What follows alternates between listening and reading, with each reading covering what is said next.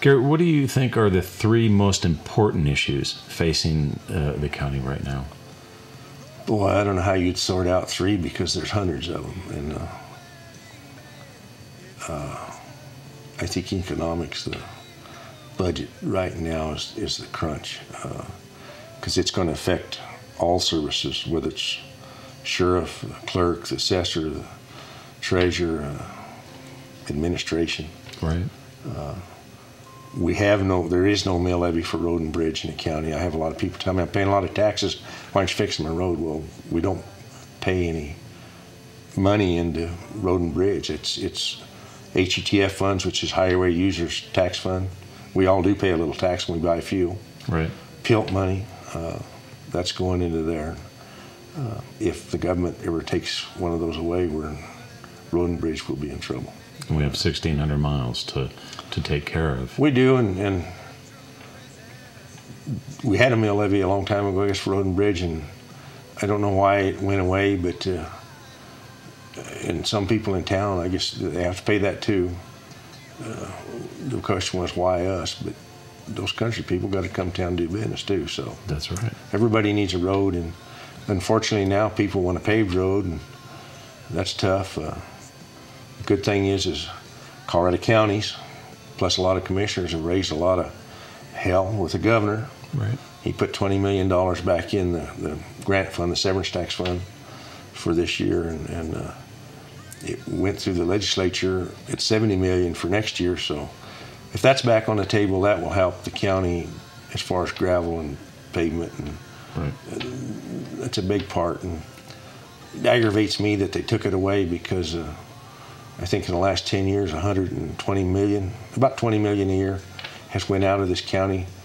And unfortunately, the last governor, he decided they needed it for the state budget, and they stole it. And was a little stealing from the poor to give to the rich. I was standing a little bit closer than you and I are sitting, in fact, quite a bit. And yeah. I looked him right in the eye and said, "You can steal those funds. You're not going to help the state budget, but you're going to make the rest of us insolvent." And yeah. I don't think he liked that, but I think it was the truth. Yeah. And we're real fortunate. The head of DOLA right now is a good man, and I think he's got the governor's ear, and between all the commissioners and CCI, and the municipalities getting right. grant funds too. I think enough pressure, it's coming back. So. Well, if those funds weren't available, and one of the questions I was going to ask, would you be in favor of a property tax, a sales and use tax, or an adjustment of fees for county service, or a combination for road and bridge? You know, Tom, that's a really tough question, and over the years there's been a lot of things tried to fund things, and for this county to de-Bruce, which, God, we should have right. a long time ago. There's a county north of here, they did de-Bruce, and all that oil and gas money stayed there. They have 100 and some million in the bank. They're working off the interest. Right. That could have been us.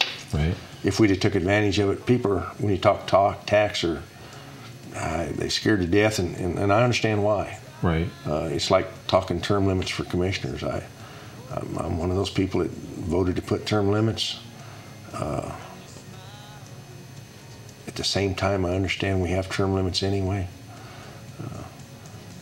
Everybody's have term limits lifted but commissioners. And I don't really want to lift them, but I'd like to think maybe by the time my tenure's over that there's enough faith back in county government that people might even consider that, and they might consider a tax. Right. Well, tell me a little bit more about de-Brucing. And what county did this? Certainly, we have the excise tax that's going from the oil and gas that's going up north. You know, that the legislature, of course, took because there's more people in the metropolitan areas taking it from us. If we de-Bruced, would it be possible that we could keep some of those taxes here? Right now, it's not the time to do that, and because if we de-Bruced and some commissioner decided to raise taxes, which you can't do without a vote of the people, but right. It's going to come to us now because that boom is over with. If it had happened back in the 90s, and I believe Garfield County is one of the counties that's really rich because they did. Where's Garfield County? Is that's It's on the I-70. Okay. And they're oil and gas too. Some time back, and I forget the year, but we were like at 20-some mills. And the way Tabor works is if the assessed valuation goes up, the mill levy has to drop because the money has to stay the same. And as our valuation was going through the roof, and I believe like 3 years ago it was 940 some million, we dropped down. In fact, from when I became a commissioner, we were 9.3 something, and now we're at 8.430. Well, when the bottom fell out, the mill levy doesn't change. We're down to 545 million now in assessed valuation from 900 and some. Right. Tabor rules that's our new low, and it says we can't take in any more money than what that evaluation allows. Right. At the 8.304 mills. I believe it's 430 mills. If the assessor's right and telling us it's going to drop again this next year, that could put us below the $4 million mark for the general fund budget, which is going to be, that's going to hurt. It's going to hurt as much as it did last time. More layoffs? I hope not, but maybe, well, it could, Tom. That Right. just flat could. I don't know how else you get around it. We laid off in administration about 7 people, and the other elected officials have tried and cut back, and they've actually done a great job. I can't Right. say none of them haven't. If we'd have been de-bruised when that evaluation was going up, and we'd have still been at 20 mills, that'd have been 20 some million a year. Right. Would have been going into county coffers. If you'd had frugal,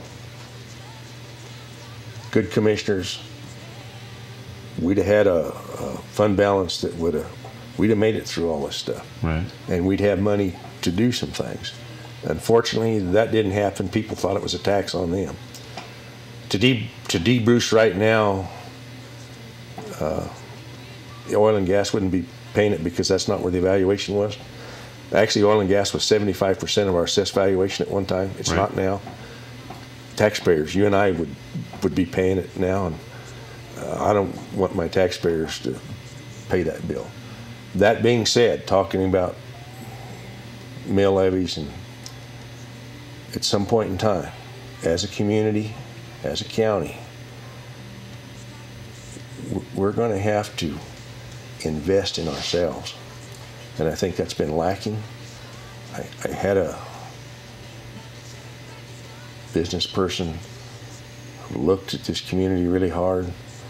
He investigated thoroughly. He went back into what mill levies and stuff we had tried to pass, and I believe his comment was, "You want me to invest in a community that's not willing to invest in itself?" And that's pretty rude awakening if you're listening to the man. Right. And I think someday we're either going to be forced to do that, or we're going to dry up and blow away, period. And I don't believe that's going to happen. I think we've got people that understand that the burden's going to be more on us one of these days. And all I'm saying about the de-bruising, if we hadn't, Pueblo has an economic development deal. They can really add an incentive because they can add cash to the deal. Right. I don't believe the city or the county's got the wherewithal to do that. And some people, unfortunately, that's what they want. They want money to come do business here. Right. Well, if somebody's offering you money to come someplace else, where are you going to go? Well, you're going to go there. We're going to grow someday, whether we like it or not. We have interstate. I think you see the traffic's getting heavier all the time. If we don't lose our train, we got a main artery there. We have water, we have coal, we have gas, we got the fuel. I believe we have the college that could teach people if we needed to as far as the workforce. We've got a lot of promise if we could just focus on it and go to work on it without having to deal with all the other things we deal with. So, right. One of the things I know that was discussed at some tourism meetings was the type of tourism that people come, maybe from Germany or whatever, to ranches. Have you heard of any of your fellow ranchers or anybody doing any of that? There is some, I think, in the eastern part of the county, and if you go down into part of the country, the Army bought and get across the river. There's some people there doing that for people in the county and new people that have never been there. When you get in Red Rock and Bravo and Welsh Canyons, which the Army owns part of, but if you get across the river at the O.V. Macy and in that country, that's what I'm talking about. The only thing like it in the world is Colorado Springs Garden of the Gods, and we have 1,000 times more of it. It's just really can't get to it. I'll be darned. Okay, Gary, moving on. Are you in favor of the county and the city working together? Well, we're all the same. Right. We're the same community. Yeah. To not do that's foolish. Well, you guys have had some joint meetings. We filmed have. some of them. I think the water tap for the airport is a big part of that, because that not only involved the city, but the DOC, the Department of Corrections, and the Army. And that's the line we got the tap off of. So, yeah, the city was a big part of helping us get that, and we had to work with all entities to do that. Okay. I think the city stepped up big time there. So. Okay. So you see a future there of you guys working together? Oh, yeah, most definitely. Okay. To say we're not going to work together, well, that'd be like being married and saying ain't going to live together. Just, we're all living together here. There are a lot of marriages like that. Eh. But I see what you're saying. That's a good point. A really good point. Marriages have a tough time, you're right. But as a community, we need to remember we can disagree. Right. But damn it, we're all in this together. So we need to, even if we want to fight once in a while, we can still, it's our community. That's my position. I've had a lot of disagreements with people, but it doesn't have to be made personal. That's right. You kind of addressed this already. Since you've been a commissioner now for almost 6 years, is it a full-time job for you? It's more than a full-time job. Okay. I guess if I could, and I've never been able to do this, whether it's my own business or the county or school district or conservation district, or if you could turn it off and go home. Right. You can't. Today's Saturday. I've been in the courthouse today. Actually, it's quiet on Saturday and Sunday. You can get some stuff done. Right. But I don't think people really understand, and it's with anything else in life, you can be as involved as you want. Right. It takes a lot more involvement, in my opinion, than even I ever imagined. And thankful to my wife and son and daughter-in-law and the kids, I can.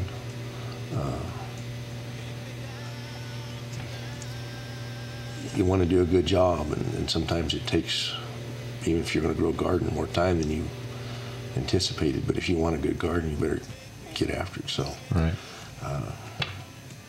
That, and the economy's making it tough too. So it takes a lot of attention. And right. I got to tell you, worked with some good people. Bill Cordova was here. I don't think there's enough good things you could say about Bill. Wished he was still here. He taught me a few things when I had to pick up and write the stuff. He was very helpful. The young lady we've got now, she was doing all the grant stuff, and I think as commissioners we decided not to rock the boat, and she's learning, and I believe doing a pretty good job. Okay. She has to work with commissioners, which if she didn't have that, she'd be all right. We all have bosses.